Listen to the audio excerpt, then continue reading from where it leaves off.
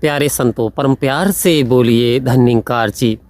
संत महात्माओं, सतगुरु की असीम कृपा आप पर बरस रही है और आप सत्य की चर्चा कर रहे हैं, ईश्वर का गुणगान कर रहे हैं, निरंकार का स्मरण कर रहे हैं। कुरुक्षेत्र के मैदान में भारी भरकम सेना के साथ भगवान कृष्ण के समक्ष अर्जुन, जो कि देखने में बहुत भयभीत लग रहे हैं, बहुत डरे हुए से हैं, और ये स्थिति देख करके भगवान कृष्ण ने अर्जुन को समझाया कि अर्जुन, क्या आप जानते हो जीवन की सच्चाई क्या है, जीवन का सत्य क्या है, जीवन की हकीकत क्या है। तो अर्जुन सोच में पड़ गए। कह रहे हैं कि अर्जुन, तुम सोच में व्यर्थ में क्यों पड़ते हो, इस संसार में कोई किसी का नहीं। बोले क्यों? बोले बेटा भी इंसान का, अपना पुत्र भी, क्योंकि जब इंसान की मृत्यु हो जाती है तो बेटा 5 दिन रोता है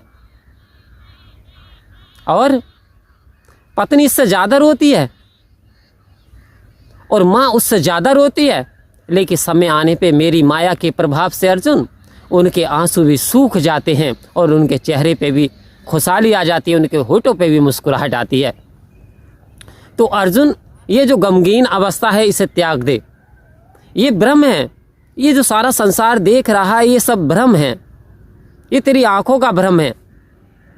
जिस दिन तूने सच्चाई समझ ली, अब सच्चाई क्या है तो इस बात को सुन, मैं शाश्वत सत्य हूँ, मैं 3 काल सत्य हूँ, मिथ्या है संसार।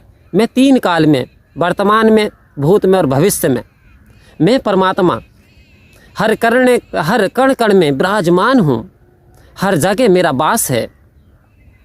लेकिन जीव आनंद की प्राप्ति क्यों नहीं कर पाता अर्जुन?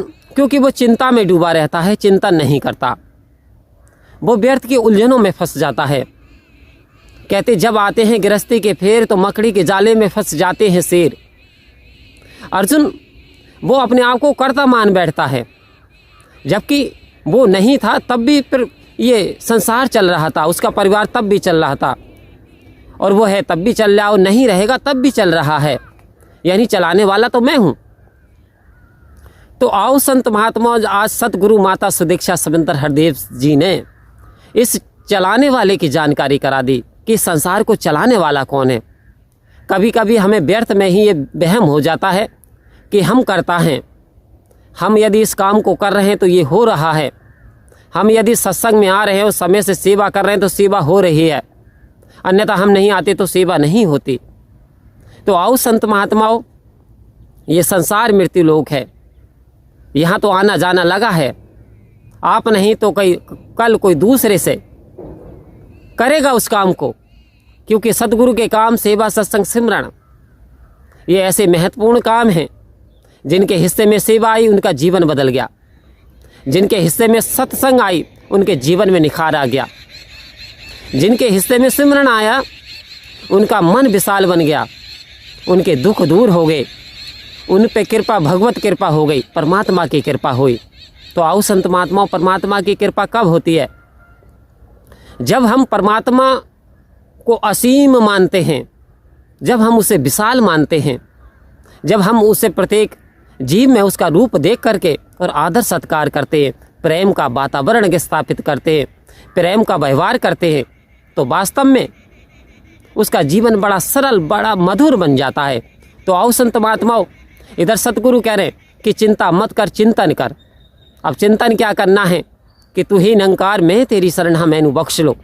हे प्रभु परमपिता परमात्मा, कण कण तेरा वास और करण करावन हार, तू सब कुछ तेरे पास।